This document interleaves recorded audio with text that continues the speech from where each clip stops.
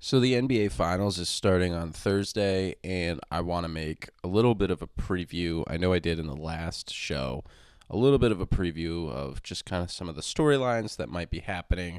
It was a little premature as Mavs Wolves was still going on, but the Mavs had taken a 3-0 lead at that point, and thus here we are. Celtics Mavericks is going to be potentially one of the best finals of the 2020s. I'm calling it now. Obviously, we've already had a good amount of finals. If you count the bubble as a 2020, that was the first one to kick it off. Then Bucks Suns, Celtics Warriors. Last year we had Nuggets Heat, and then this year now we have Celtics Mavs. I think it's one of the better finals that we're going to have, and I just think this because you have so much star talent. Not that you didn't have star talent last year, as you had the best player in the world, and I'm not going to be upset with people who are predicting that the Mavericks will win this. I think that the Celtics should be the favorite. They are the betting favorite. A lot of the media wants the Mavericks to win, or is at least predicting them to, but I just don't think Dallas can realistically keep up with Boston.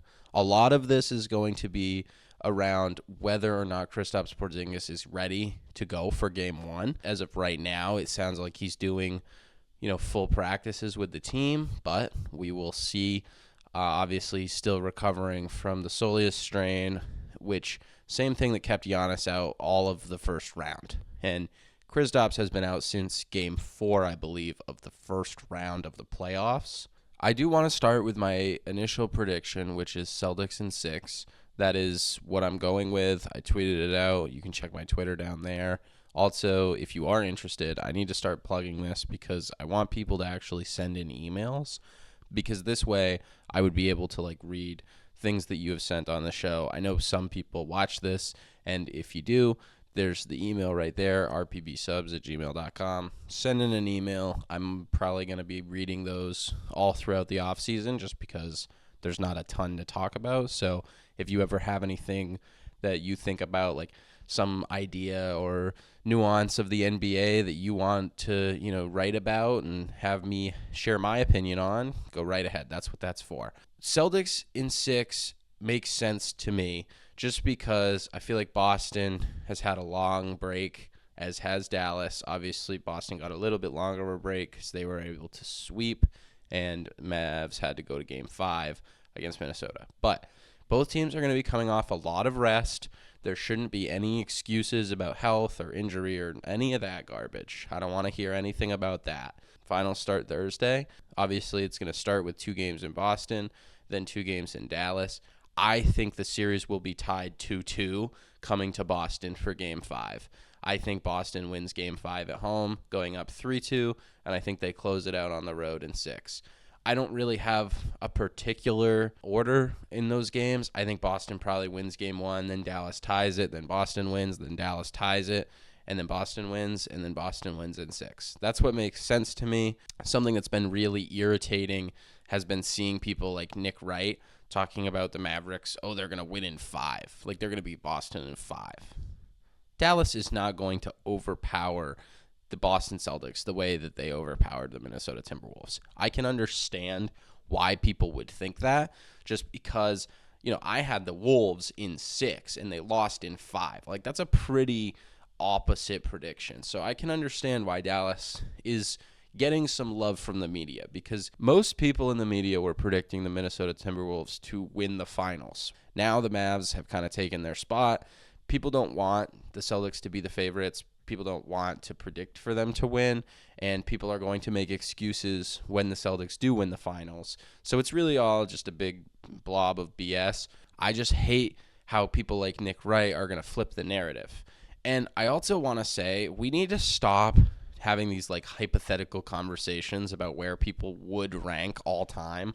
When Jason Tatum wins this ring and wins finals MVP, then you can talk about where he is all time. But I don't want to see tweets of, okay, well, when Tatum wins this ring, where is he going to be hypothetically? Don't discuss that before it has happened.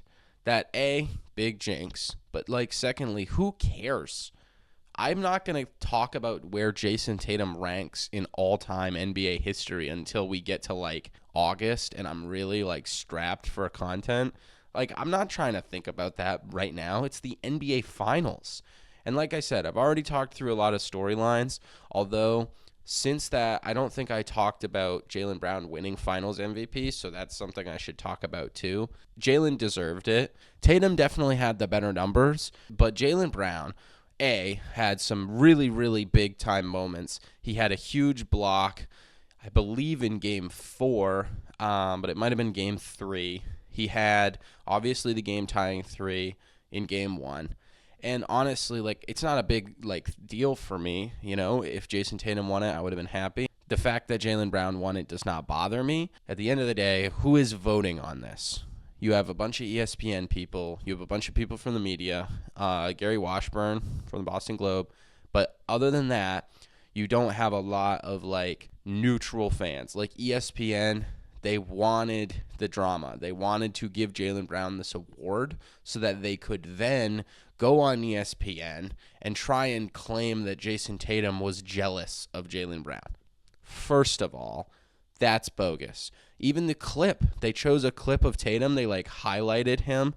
They, like, blurred everything and darkened everything else and put, like, a spotlight on Tatum. And he's literally smiling and, like, grabbing Jaylen Brown's head like everyone else is and rubbing him. I don't know what that is, and it sounds really weird the way that I just explained it. But anyway, they were all celebrating. They were all celebrating Jaylen Brown. Literally everyone on the team, including Jason Tatum, was happy for Jaylen.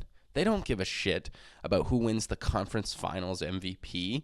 Honestly, the fact that Jaylen was surprised when getting the award tells you enough about the situation. And again, I don't care. Like, it doesn't matter. It wouldn't matter if Jaylen won finals MVP.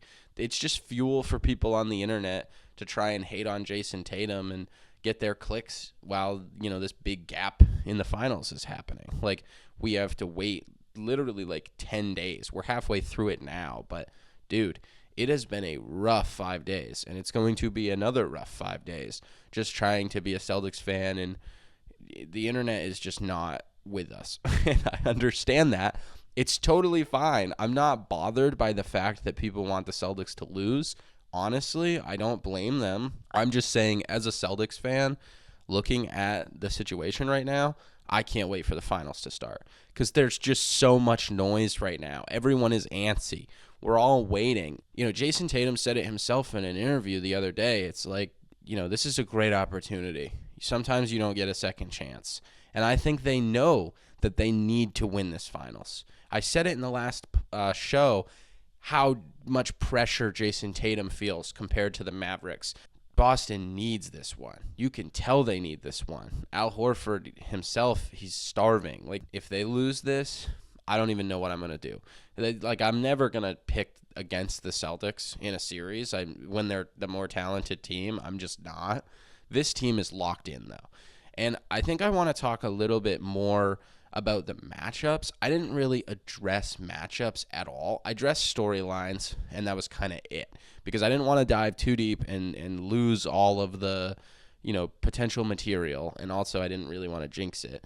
So I should talk a little bit about Game 5 too. I need to recap the full Dallas-Minnesota series because I don't think I really did that.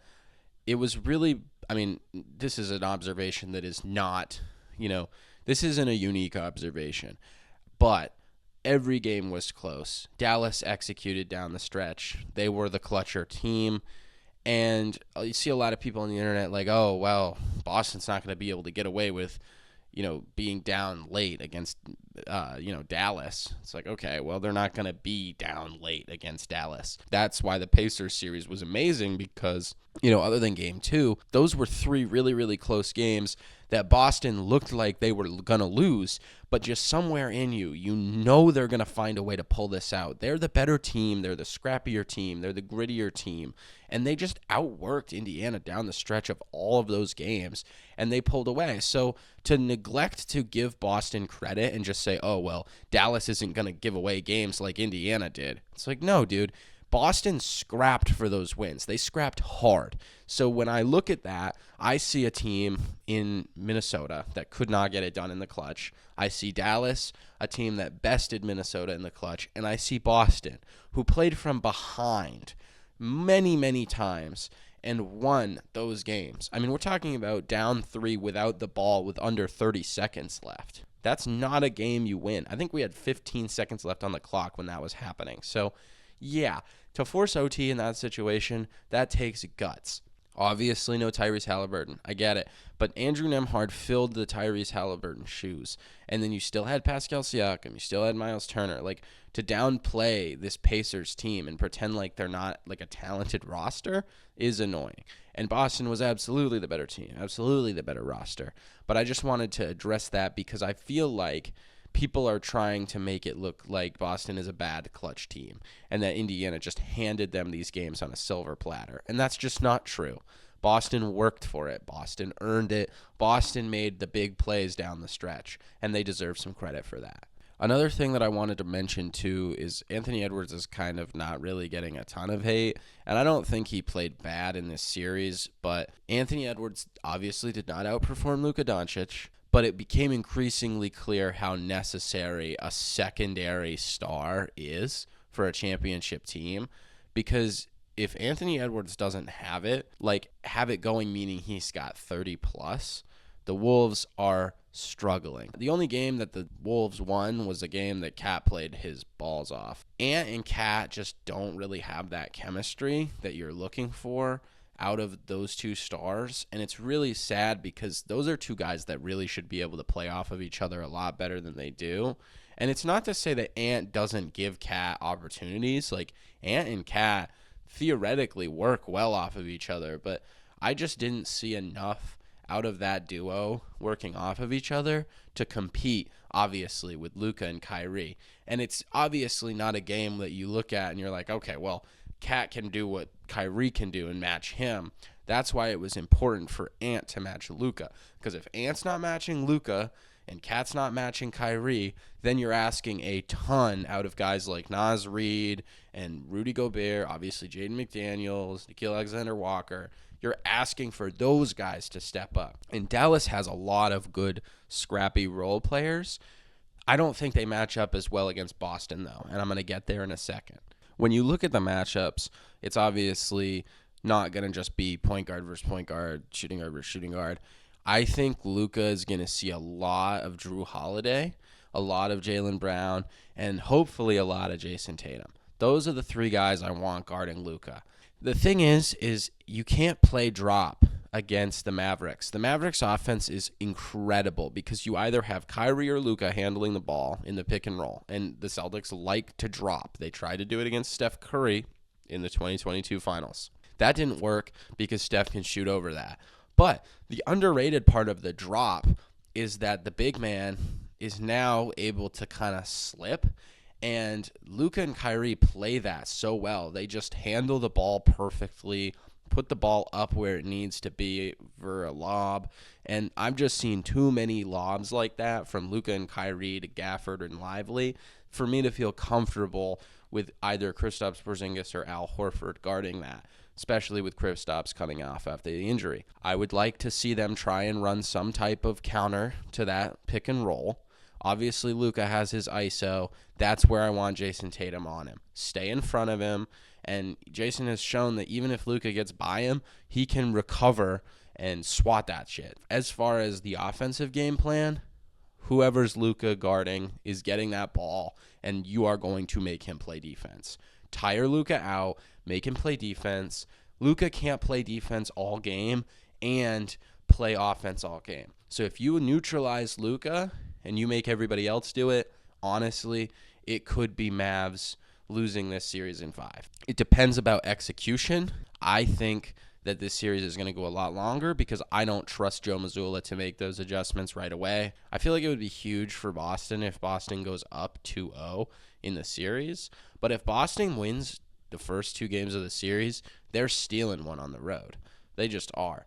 And if they steal one on the road, then you're talking 3-1 going back to Boston for Game 5. To me, I just don't see a world where Boston loses the series to Dallas, even if it goes 7. I just don't see it. Going back to the matchups thing, it's going to be really interesting to see who guards Tatum and Brown. I think, honestly, Derrick Jones Jr. might get the Tatum assignment. Maybe Washington does. I don't know. Tatum has always had that ability to shoot over guys no matter how tall they are.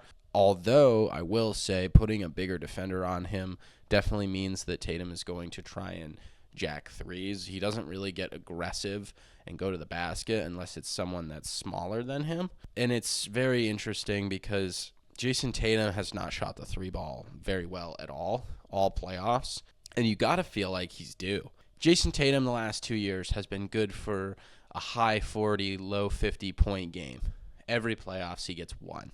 And he hasn't gotten one yet. I know this Mavs defense is good, but I just don't think they're good enough to handle the whole Celtics offense. You're looking at a totally different offense. Everyone can shoot the ball. You can't leave anyone. If you don't think the Celtics are going to do that, I don't know what's wrong with you. They are going to move the ball. They are going to put Dallas in an uncomfortable position. They're going to put the ball on the floor, and they're going to attack the basket. The ball movement and the fact that you simply just have to close out, that puts Dallas in a really uncomfortable position. And especially when you look at guys like Gafford and Lively guarding on the perimeter, that's food. I know those guys are good interior defenders. I've seen it. But if you think that someone like that is going to stay with any of those quicker, shiftier players that Boston has, you are out of your damn mind. I think Boston really has the type of team that can seriously give this Mavs defense problems. However, I do want to say P.J. Washington has also not been shooting the three ball really well. And I remind myself of that because I just know that the Mavs' other players are going to have to step up in this series. Although it is worth noting that Boston sometimes tries to run, all right, star player gets all the minutes, gets all the shots, he gets to go off, and we're neutralizing everything else. That is also a strategy that can work. I just don't want them to do that because that will mean that Luka is going to put up numbers. And I want them to show that Luka is not that guy. I want them to shut down Luka Doncic, make him play defense, make him do everything other than the stuff that he's good at. Don't let him get any amount of rest. Put him in the pick and roll. Put him on the break. Run up and down the court. This is a test, and you need to absolutely ace it. You know what Luka Doncic's weaknesses are. You need to attack him. You need to attack his weaknesses. You don't get this opportunity every year. You have to take advantage of a relatively weak finals matchup, and you are the favorite, okay? You have the way better team. I mean, seriously, let's go starting fives. Drew Holiday, Derek White, Jaylen Brown, Jason Tatum, Kristaps Porzingis versus Luka, Kyrie, Derek Jones Jr., P.J. Washington, and Daniel Gafford. That does not look great matchup-wise. Obviously, Luka and Kyrie on Derek White and Drew Holiday isn't great. Those are obviously way better players for Dallas. But those players on Boston can guard those guys. Derek on Kyrie, just saying, that's going to be pretty nice. And obviously, Drew can throw some stuff at Luka. We'll see what Boston does. They have a lot of options. They obviously have a lot of positional versatility. I like them in this series, especially with how they match up against Dallas. Another thing that I haven't mentioned yet that is incredibly important in the finals is experience. Luka's only been to 2 conference finals now. He's 1-1. Jason Tatum obviously does not have as good of a record in the conference finals. The Celtics have made the last 3 Eastern Conference finals, is now on their second finals trip. I just feel like they're in a lot better of a position. I think they have everything that they need to win this championship. I'm not going to give them any excuses. Even if Porzingis doesn't play, they should still beat the Mavs in 7. Like, even if Porzingis doesn't play early, they still have the better team. They still have that better team. And for people who are saying that Dallas is going to have the best 2 players, you are disrespecting Jason Tatum to a level that you should seriously reconsider. Like, this is a top 5 player, and he has serious potential to become higher on that list. If Jason Tatum has a really, really good NBA Finals, we're going to be looking at him as a top player in this league. Undisputed, no question about it. Jason Tatum is on the clock. We're going to have to see what he's going to do. For the end of the show, I just wanted to wrap this up by talking a little bit about, Jason Tatum and Jaylen Brown. These are 2 basketball players that have absolutely changed my life. They are fundamentally just some of the best players to watch They're starting to learn how to play off of each other, which is scary for the league. But more than that, they are brothers. These are guys that have essentially become men together, drafted at the same spot back-to-back years. These are guys that have had to work to get where they are. They weren't just handed the keys on a really, really bad team. They had to step up when Kyrie and Hayward go down and they take their team one game away from the finals, and they had to accept the failures every step of the way. They had to endure that finals loss to Golden State. They're ready. These are battle-tested men, and you need to stop playing with them and disrespecting their name. The media needs to stop talking about them like they need to be split up, like Jalen has an ego or Tatum doesn't like him. These guys are brothers. They don't care about your media narratives. They don't care about anything that you want to try and say or the words you're trying to put in their mouth. Okay, these are grown-ass men, and they are above all of that bullshit. And for their sake and for mine, I hope to God that they win this championship. Not that it'll shut any of you up. All of you losers that are saying those things are still going to be saying the same damn things. I need this championship for them. They deserve this championship, and they need to go out there and earn it. Obviously, I don't want anything handed to them. I don't want them to keep benefiting from injuries. I want them to go out there and prove it. Prove that you're the better team. Prove that you belong here. Prove that you deserve a place not only in Celtics history, but in NBA history. Immortalize yourselves. This is your legacy on the line, and moments like that are what make the NBA so special. You get to see these players under this immense amount of pressure with all of these talking heads saying some of the most ridiculous things about them, and you get to go see them on the court have an opportunity to silence everyone, to prove to the world that they are these guys, that this is their shit. This is their year. I'm so excited. You just don't even understand. I cannot wait for Thursday. I will absolutely be recording a video either Friday or Saturday. I am just so hyped. I seriously cannot express the level of excitement that I have for this series. Like I said, I've got Celtics in 6. I'm sorry if this show didn't end up being super long. I just don't really have a ton else to say. Like I said, obviously we've got the socials here. We've got the email down there. I'm always going to be able to interact on those types of platforms, so that's why they're down there. Especially if you ever want anything that you email in read, please do check that out. That's really all I've got. I'm excited for June 6th. I will see you guys all in the next one. Take care.